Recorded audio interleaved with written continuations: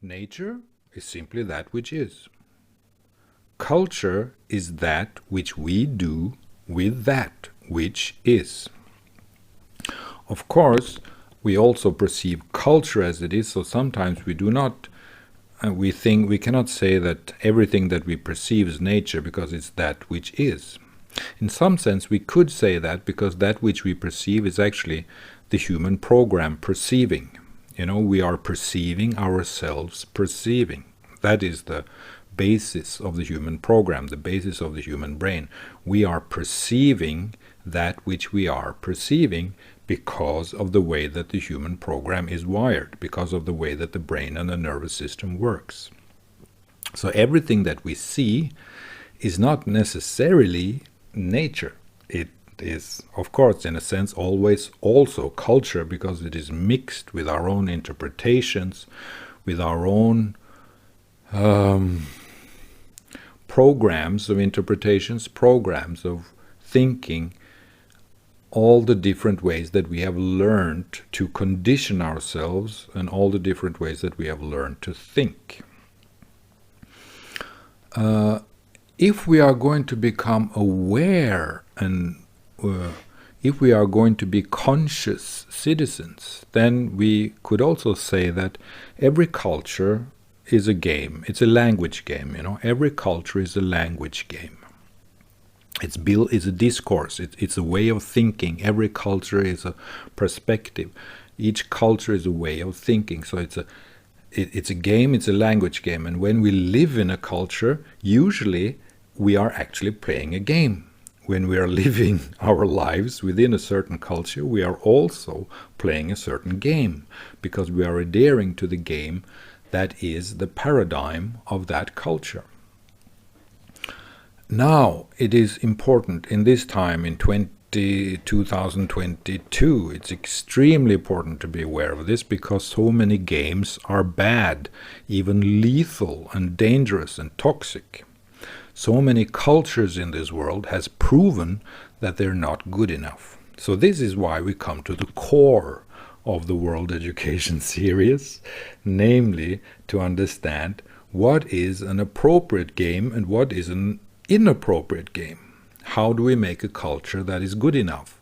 And how do we avoid living in cultures that are not good enough?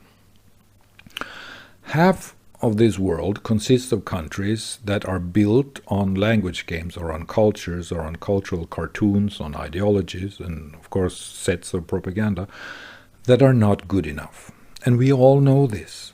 Everyone knows this. Southeast Asia is a dangerous place in many ways, because if you don't play the game, you are in trouble. Same as in North Korea. If you don't play the game in North Korea, you're basically dead. And in many countries, not only countries, but also in relationships, in marriages, in business corporations, in friendships, we expect people to play the game. We have developed a way of life, and we want you to play the game that we have created in this life. That's how we coexist, right? So this tendency inside us is buried very deeply inside us, and it's connected to our deepest need, which is connection and unity. Our deepest need, in some sense, is unity, and in order to achieve the experience of unity, because that's what we want the experience of unity. And in order to experience the feeling of unity, in order to experience the experience of unity, we need connection. Connection is the only way to the experience of unity. We can do that actually in ourselves and by ourselves, by understanding neurocircuitry and by understanding the brain, but usually people think that we need each other to do that. And in the perspective of a country and in the perspective of a culture, of course, playing the game is extremely important, because it is only by playing the game that we can achieve the feeling of unity and the feeling of connection, which is that which we want, which is perhaps the most basic human need. We all have this inner heart child emotion that really wants or craves unity and connection. It's the way we are born, is the way that we are wired in a way. You know, we have this need. And because we have this need, that's also why so many of these games are successful. The reason why a wife doesn't leave a violent, horrible, narcissistic, toxic husband is because of her need of connection, her need of the experience of the feeling of unity and connection. So the reason why we stay in toxic relationships is actually because there is an instinct inside of us that needs or wants connection and the feeling of unity. That's safety for us. That means safety. That means mommy or father. That means that we are protected by a family structure. It means unity and connection. And this goes also for politics. And this is why there are not too many voices in this world that are in opposition to the games that are played. And I have no interest in being a voice that is in opposition, but of course, I mean, emotionally, yes, I want that, but my real intention, that which I really want, is to make people aware of the phenomenology of this, because understanding phenomenology is everything. We have to understand, what is it? What is it that constitutes a game? Why are games so successful in becoming national cultures? And things like this. And so we have to understand that we want to belong to a certain game.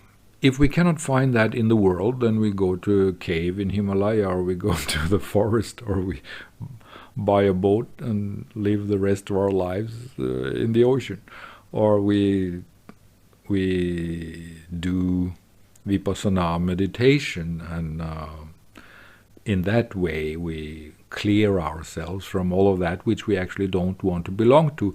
Das Unbehag der Kultur, or what is the name of the Freud sentence? The uncomfortable aspect of being a part of a culture. You know, the experience of something oppressive to us. The uncomfortable part of being a player in the game of a culture, the feeling of oppression in a way. You know, let's say that you're a drop in a dam, and the whole dam is pressing against your mind, because that is the pressure of the game that is taking place in the culture, and you don't want that pressure, and you see through that game, so you want to live free of that game, although interacting with it as a free human being.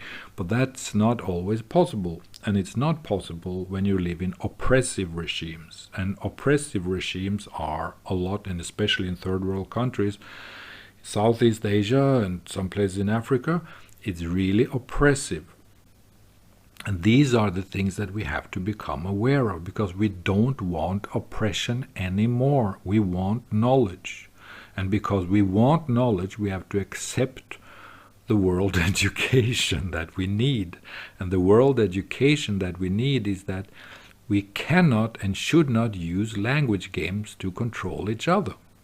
We have to accept that connection and loyalty is voluntary, you know, and we have to accept freedom of speech in a national level and also in the global world society. So the thing that we have to understand in the world education series today is actually only this, you know. We have to understand how is thought created. Why do we believe in the validity of thought? Why do we allow ourselves to create ideologies out of these language games, which are absolutely not problematic? It's the way to go. We have to do that. But if it is oppressive, then it's not good. If the game is good, then everything is fine. If the game is not good, then everything is not fine. We have to make sure that the games are good. Perhaps not the private games, because we all have a right to private lives, and we don't have to say that every relationship have to be perfect. And I don't think that we want that either, because there are many deep and irrational emotions in our being that will happily allow us to live in conditions that are not perfect for us, and that's even harmful for us in some sense. So there are many things to consider when it comes to the big map of the inner psychology and psyche of the emotional, mental, intellectual, spiritual territory of the human being. So the main concept here is that we have to realize what is a game, how is it produced, and how is it used by the people who create these games. How are the games used? And what is a good game and what is a bad game? That's really what we need to know. What is a good game and what is a bad game? If people are not oppressed, if people doesn't suffer because they are allowed to be who they are, then the game is good. It doesn't have to be perfect. It cannot be perfect. There will always be suffering and there will always be problems because of the interactions of the different polarities within the human mind program, or human mind mental reality, you could say. But we need to find out what is a good game, what is a bad game. How do we prevent ourselves from living in bad games? How do we prevent the world from becoming a bad game? How can we make sure that we are creating good games? Not perfect ones, but games that allow progress, games that allow true science, games that allow dialogue, games that allow friction too, games that allow freedom of speech, freedom of thought, art, science, religion in a free sense, And there are so many national games and so many regimes in this world that are not good games because they are oppressive games. They are games that do not work for the people and therefore not for the nation. They are games that work only for the regime. And the games that works only for the regime, they are not good games. The game should work for everyone. The game should work for the population. The game of the country should work for the entire population. Everyone should feel free enough to try to find the right or the best way for them in life. And in many countries that's not possible because the control of the regime from the toxic game that they produce and represent is always there. It's the control mechanism. It's the eternal censorship of that game. And that is simply not good enough. We have to allow the world population to have a voice. We have to allow ourselves to contribute to politics, to contribute to science, to contribute to art, to contribute to philosophy, to contribute to society in any way that we can. It doesn't have to be big or like this or that and do and that and did and that and do. It doesn't have to be like that. But that everyone is allowed to contribute in their own way and be who they are as they see fit, as they like to be, as they feel is the right way for them to be. And that we're all part of this mosaic. And the way to make the mosaic work is to respect each other in our own differences, to respect differences. That one piece of the mosaic respects another piece of the mosaic simply because we understand that we are pieces of a mosaic. Even though we are autonomous pieces, you could say, in some sense, which we are not, of course, because we're all conditioned by that which has happened to us in our life through perception and mind, through everything that we receive and experience. So we're all conditioned. We're all part of the big mosaic. but we have some sense of autonomy, which we should have the right to voice and to be with, because that's how progress are made. If Einstein was not allowed to think, then we wouldn't have his achievements. If other people who have been really clever throughout history, Buddha, Jesus, or whatever, then we wouldn't have spiritual progress. Jesus was not allowed to live simply because maybe his truth was too inconvenient. It was not good for the regime, because the regime behind that game which Jesus existed in didn't want the perspective of Jesus to alter the paradigm that was that game. They didn't want that, so they crucified him because he was different. That's the bestiality of human nature too, to crucify that which is different. It's some sort of an instinct in us. That's also why we're racist, all of us, even though we don't want to admit it. We have superstitions about other races. We feel insecure with other races. We're not sure how to relate to them because it's different. It's a difference. It's a genetic difference, and we what's this about? Which means that we all have something in us that is close to racism, because we don't perceive people equally. We don't do that. And we don't have to pretend that we're doing that, because there's nothing wrong with this. It's just the way that the human program works. It's how we are encoded.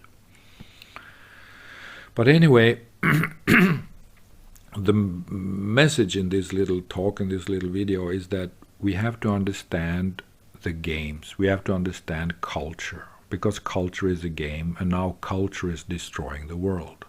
Human culture is destroying the world, because the culture is like a cancer today. Culture is like a cancer, and that is not what we want. Why is culture a cancer? Simply because we don't allow insight, and this is so terribly important when it comes to education. Education is also self-insight.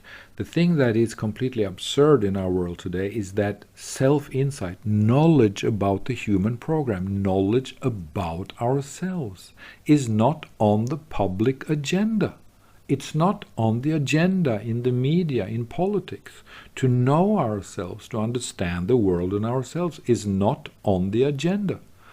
To play the game is on the agenda. To behave as players in the game, that is on the agenda. But to understand the game and how to improve it, that is not on the agenda. And this is the problem in our world today, that the things that should be on the agenda, on the public agenda, are not on the agenda. We should understand ourselves. We should see that which we are, how we behave, how we think, how we interpret. Why do we interpret in the way that we do? Why do we make projections in the way that we do? Well, because of mechanisms inside the human program. Some of them are conditioned. Some of them are developed programs throughout time, in our own life, according to our own world experience. Other programs are simply there as a part of the hardware. A computer has hardware and software. The hardware, we cannot do too much about that, because that's how we are wired. That's how the human animal is. But the software, we can do a lot with the software. And the software is, how do we understand ourselves? How do we improve the world? By our own wish for the good. Because the human being has a deep-rooted wish for the good, for unity and connection, and for the good, for truth, beauty, and redemption. We have a longing for truth, beauty, and physiological, psychological, emotional, spiritual redemption. We want to find a certain amount of freedom so that we can live comfortably. And in order to do that, we have to create the right kind of games.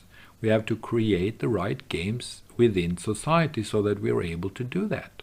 We have to create the right kind of games inside the culture so that we are taken care of in our needs, in that which we need, in that which we want. And this is not on the agenda. It's not even on the agenda. This is something that is institutionalized in conceptual art, you know.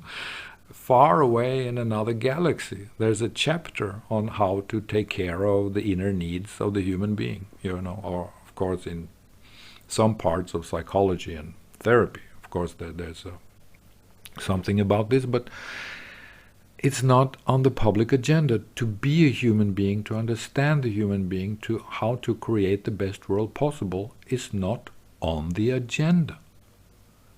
And we should make sure that the media and the regimes in this world have to accept that. We want to put the human being on the agenda. We want to put life on the agenda. We want to put the world on the agenda.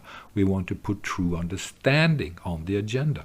We want to put that which matters to us on the agenda. We want to put that which can save the world on the agenda. We want to put ourselves on the agenda. We want to put that which is truly important on the agenda. And that's why we have to find out which games do allow that and which games do not allow that. When the game do not allow that, then we should change the game. We should improve the game. We should say that this game is not good enough. We have to open a new window within this game, within this language game, within this cartoon that we're playing, within this cultural cartoon that we're living in. As within a game, we want to open several windows in that so that we can look out from the game, we can look out from the cartoon, we can look out from the way that we are conditioned in our own thinking and see, is this good enough? Does this way of life serve our inner needs? Is this game a reflection of that which we want with the world? You know? Is this game a reflection of that which we want out of life and with this world? When the game is not like that, then we should be allowed to criticize, to analyze, to have a dialogue and find the best ways that we can improve it. Because, as I've said a million times, to improve global world society is all that it is about. Science should be about this at the end of the day. Art should be about this at the end of the day. Philosophy too, of course. I mean, we have to think in the way that allows a deeper insight to occur into society. We have to accept we have to accept knowledge. We have to accept self-insight, and we have to accept that which is beneficial, that which is appropriate for the creation of a better world than what we have today. And this is what we need, because we need to create a better world than what we have today. Thank you.